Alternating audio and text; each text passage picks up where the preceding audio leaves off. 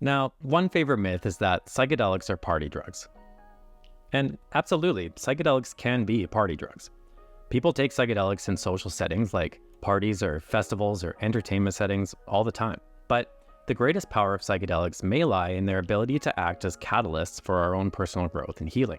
And no doubt, if you've experienced psychedelics in a social setting, you may well have experienced personal growth and transformation or healing through those settings. And absolutely, even using psychedelics as party drugs can be therapeutic and it can be beneficial.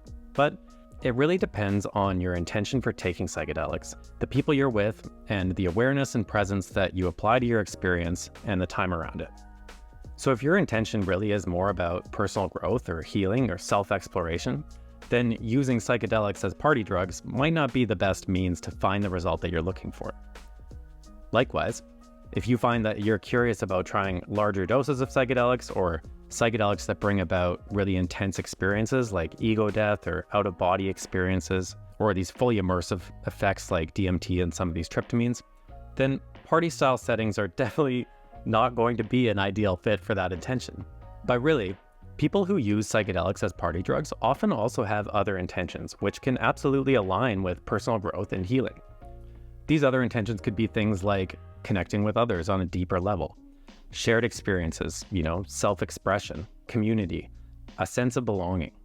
And this unique crossover of party drugs and healing substances has really contributed to a growing movement in psychedelic culture towards the idea of transformational events and festivals, and the incorporation of sanctuaries and other harm reduction resources geared towards helping people navigate the psychedelic experience at various events, venues, and festivals. Substances like MDMA and ketamine, which are not the classic serotonergic psychedelics, but which are often considered to be psychedelics, have also widely been used as party drugs. And of course, ecstasy is perhaps what first comes to mind when people think of party drugs. But LSD, phenethylamines, psilocybin, and other tryptamines are all used in recreational settings as well. As Ton Nabben, criminologist and drug researcher at the University of Applied Sciences in Amsterdam, says in this Vice article, How Psychedelics Became the New Club Drug, your experience on psychedelics can be much richer. They do a lot of different things to your senses, he explains. In a club setting, they can open the door to new ways of connecting. People used to be very careful because they were scared of tripping, Nabben continues, but now they're experimenting with smaller doses, which allows them to use them in different settings. These doses can be combined with other substances too. Those last words raise an important point though.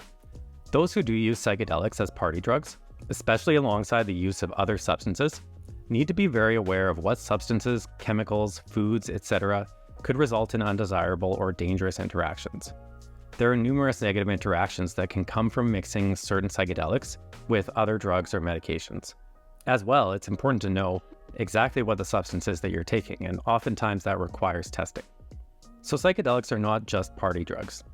They're incredibly unique and powerful substances that research is showing can really assist in personal healing and personal growth. But with proper care and supports given to preparation and integration, even recreational and party-style use may well bring about some of these potential benefits. But oftentimes, when there are underlying challenges a person is facing, taking psychedelics can result in some challenging side effects. And people with mental health difficulties, for example, or unprocessed trauma, may be more inclined to end up on a bad trip. As Ruby, a recreational psychedelic user who had some difficult trips herself, says in a quote from the same Vice article, "When it's over, you realize that the trip can teach you something, because everything you saw or felt was already inside of you," she says. Some things feel scary, but they mean something deeper. What I learned from this is that psychedelics hold up a mirror. So before using psychedelics as party drugs, maybe the real question to ask is, do you need to take a deep look in the mirror first? If so, then personally, I wouldn't want that mirror to be the one hanging in the bathroom at some dirty nightclub. But maybe that's just personal preference. Guys, if you have some thoughts of your own, feel free to share them in the comments below. And if you enjoyed this video, consider subscribing to the channel for more content like this. I hope to see you in the next one.